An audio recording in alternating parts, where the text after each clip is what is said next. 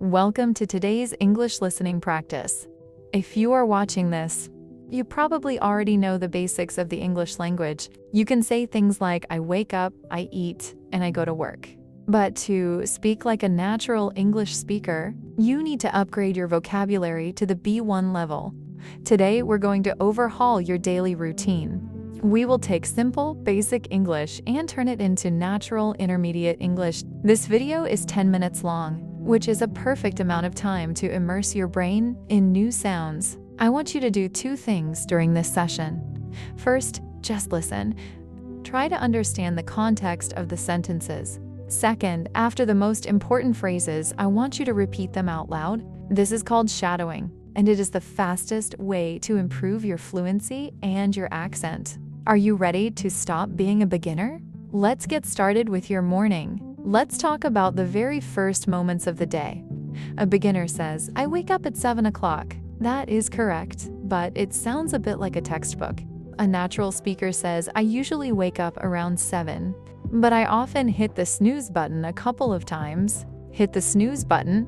This is what you do when your alarm goes off, but you aren't ready to face the world yet. You press that button to get 5 or 10 more minutes of sleep.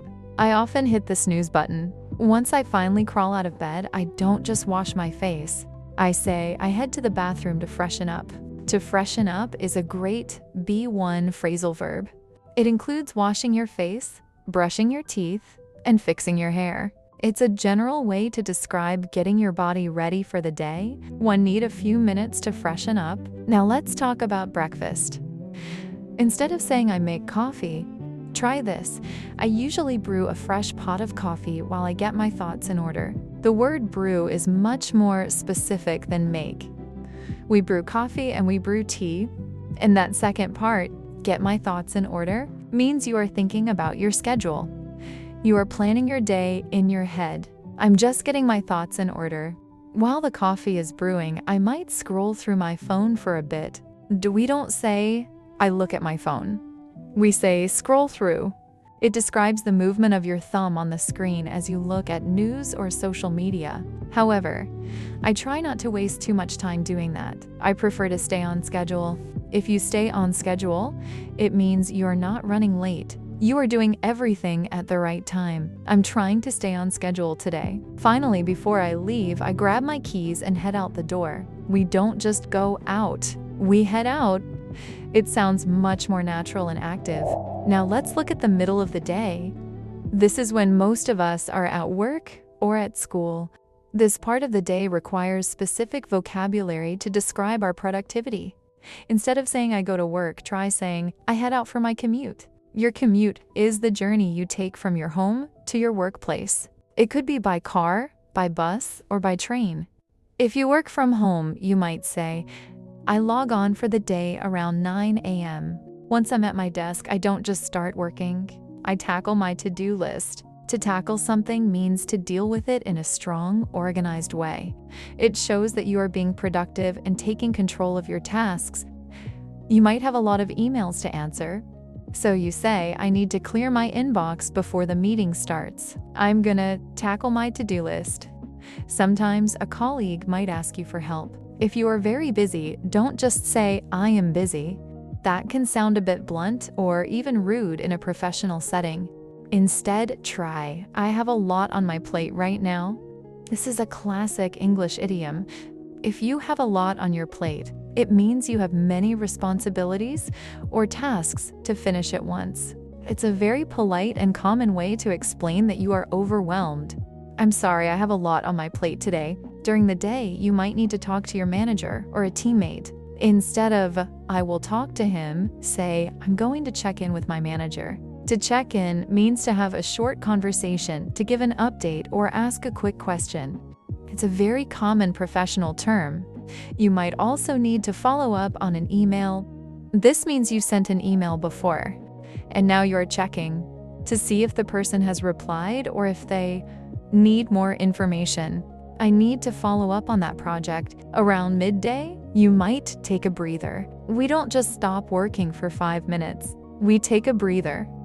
It means taking a very short break to catch your breath, rest your eyes, and relax your mind so you can return to work with more energy. I think I'll take a breather now. After work or school is finished, your day isn't over yet. Usually, we have many small things to do before we can truly relax. A beginner says, I go to the store to buy food. A B1 learner says, I need to run some errands on my way home. Errands are small tasks like going to the post office, picking up groceries, or going to the bank. We almost always use the verb run with the word errands. I have a few errands to run. While I'm out, I might swing by the grocery store. To swing by means to visit a place for a short time, usually while you're already on your way to somewhere else. It's very casual and natural. While I'm there, I pick up a few things for dinner. We don't just buy things, we pick them up. I'll swing by the store on my way back. Later in the afternoon, I might meet a friend.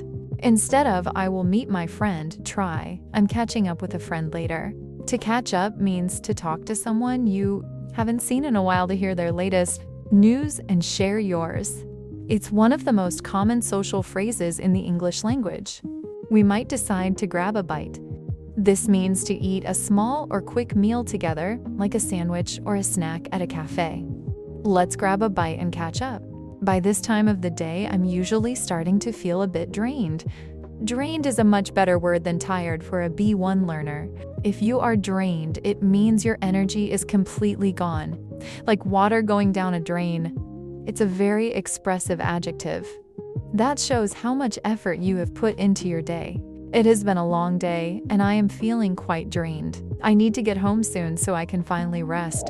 Finally, we reach the end of the long day. The sun has set, the city lights are glowing, and it's time to be at home. Instead of saying I finished my work, say I'm starting to wrap things up. To wrap things up means to finish the final parts of a task or your work day so you can leave. I'm going to wrap things up now. When I get home, I don't just sit on the sofa. I unwind. To unwind is a beautiful and sophisticated verb. Imagine a tight spring slowly becoming loose and relaxed. That is what you do after a stressful day. You might unwind by reading a book, listening to music, or watching a film. This helps you recharge your batteries. To recharge your batteries is that means to get your energy back after a period of hard work. I need an hour to unwind. Before I turn in for the night, I like to reflect on the day. Turn in is a phrasal verb that means go to bed.